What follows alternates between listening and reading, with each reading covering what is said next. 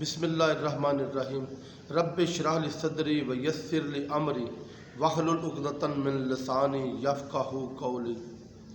میرے محب وطن پاکستانیوں، پاکستان جب سے بنا ہے اس کی خارجہ پالیسی صرف امریکہ یا عربوں کے گرد گھومتی رہی ہے۔ ہم نے عربوں اور امریکہ کی غلامی کے طوق کو اپنے گلے میں ڈالے رکھا ہے۔ جب ان کا جی چاہتا تھا ہماری گردن دباتے تھے اور ڈو مور کا مطالبہ کرتے تھے، جب عربوں کا جی چاہتا تھا ہماری گردن مروڑتے تھے اور اپنے مفادات کو منوا لیتے تھے، اپنے مطالبات کو منواتے تھے۔ پاکستان کی ہسٹری میں پہلی دفعہ ہم نے ان کی غلامی کے طوق کو اکھاڑ باہر پھینکا ہے۔ آج امریکہ کی جرأت نہیں ہے کہ پاکستان سے ڈو مور کا مطالبہ کرے۔ آج امریکہ کی جرأت نہیں ہے پاکستان کی سرحدوں میں 1 انچ بھی انٹرفیئر کر سکے۔ آج امریکہ آپ کے پاؤں پڑا ہوا ہے افغانستان سے اپنی جان چھڑوانے کے لیے۔ آپ افغانستان کے مسئلے میں آپ ایک ہیرو ہو دنیا میں، چاہے امریکہ سے مذاکرات کروانے ہوں، چاہے افغان گورنمنٹ سے مذاکرات کرانے ہوں۔ آپ نے انڈیا کی اربوں ڈالر کی انویسٹمنٹ کو اپنی خارجہ پالیسی کے زور پر ایران سے، افغانستان سے آپ نے تباہ و برباد کر دیا ہے۔ آپ نے پہلی دفعہ اپنی خارجہ پالیسی کو آزاد خارجہ پالیسی کے طور پر آپ نے متعارف کروایا ہے۔ اس کا نتیجہ کیا ہے؟ آپ نئے جو اتحاد بننے جا رہا ہے، آپ کی اس اتحاد میں بھی آپ کی حیثیت ایک ہیرو کی ہے۔ آپ ایک مرکزی پلیئر ہو۔ آپ کی گوادر بندرگاہ آبادی کے لحاظ سے سب سے بڑی بندرگاہ بننے جا رہی ہے۔ دنیا کی سب سے بڑی آبادی کا انحصار اس بندرگاہ پر ہوگا۔ آپ کو کھربوں ڈالر صرف محصولات کی مد میں ملنے جا رہے ہیں۔ دنیا کی موبائلوں کی انڈسٹری، دنیا کی گاڑیوں کی انڈسٹری، دنیا کی دوسری پتہ نہیں کون سی مشینوں کی انڈسٹری اس ملک میں لگنے جا رہی ہے۔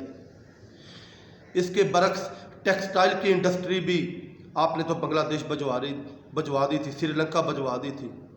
اس وقت آپ کی ٹیکسٹائل کی انڈسٹری، سیمنٹ کی انڈسٹری، آپ کی تمام انڈسٹری 100% پر چل رہی ہیں۔ دوسری طرف اسرائیل کا مسئلہ ہے۔ آپ دیکھیں اس وقت عربوں کے جتنے غلام تھے، مولانا فضل الرحمان شروع سے لے کر UAE اور سعودی عرب کے فنڈنگ پر یہ پلتے رہے ہیں۔ آپ ان کو سوچیں، کیا انڈین، کیا امریکن، کیا اسرائیلی، کیا عربوں کے ایجنٹ آپ کے ملک کو عدم استحکام کی طرف لے جانے کی کوشش تو نہیں کر رہے؟ جب آپ کا ملک ایک مضبوط ملک بننے جا رہا ہے، جب آپ کا ملک دنیا میں ایک ہیرو کے طور پر ایک مضبوط ایک معیشت بننے جا رہا ہے، اس وقت آپ کے یہ ملک کو یہ ڈی اسٹیبلائز کرنے کی کوشش کر رہے ہیں۔ کہیں یہ غیر ملکیوں کے ایجنٹ تو نہیں ہیں؟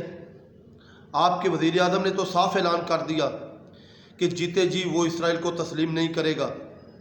اس کا خدا اس کو کیسے معاف کرے گا جب وہ اسرائیل کو تسلیم کرے گا؟ آپ کی اسٹیبلشمنٹ، آپ کے DGISPR نے واضح طور پر اعلان کر دیا اسرائیل کو فتح کریں گے، اس کو تسلیم نہیں کریں گے۔ تو پھر یہ سارا کچھ کیا ہے؟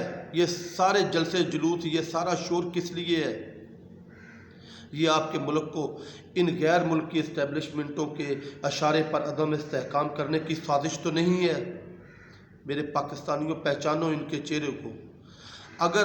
اگر آپ کہتے ہو کہ دھاندلی ہوئی ہے تو جائیں سپریم کورٹ میں، جائیں آپ پٹیشن دائر کریں، جا کے الیکشن کمیشن میں حلقوں کو کھول لیں، انگوٹھوں کے نشانوں کو چیک کر لیں، اب کیا اپنے ووٹر لسٹوں کو چیک کر لیں، ووٹوں کی گنتی کر لیں، پتہ چل جائے گا دھاندلی ہوئی ہے نہیں ہوئی۔ ادھر کوئی نہیں جا رہا، صرف شور مچانا ہے۔ کوئی جواب نہیں ہے، کوئی دلیل نہیں ہے، کوئی کچھ نہیں ہے۔ یورپی یونین کے مبصرین کی رپورٹ ہے جو دنیا میں سب سے بڑی قابل اعتماد رپورٹ سمجھی جاتی ہے۔ انہوں نے آپ کے الیکشنز کو 2013 اور پچھلے الیکشن سے شفاف ترین قرار دیا۔ آپ ان کے چہروں کو پہچانو، یہ آپ کے ملک کو عدم استحکام کی طرف کیوں لے جانے چاہ رہے ہیں؟ یہ غیر ملکی ایجنٹ تو نہیں ہے، یہ غیر ملکی اسٹیبلشمنٹوں سے فنڈنگ لے کر تو اس ملک میں عدم استحکام پیدا کرنے کی کوشش تو نہیں کر رہے؟ ان کو چہروں کو پہچانو میرے پاکستانیوں۔